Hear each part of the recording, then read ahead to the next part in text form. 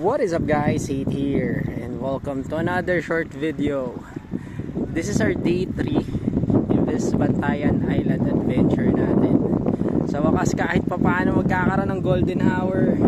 Kahit hindi sobrang epic yung paglipad ng araw kanina, at least merong golden hour na magaganap ngayon. Medyo late tayong napunta dito sa area kasi kanina mataas pa yung tubig.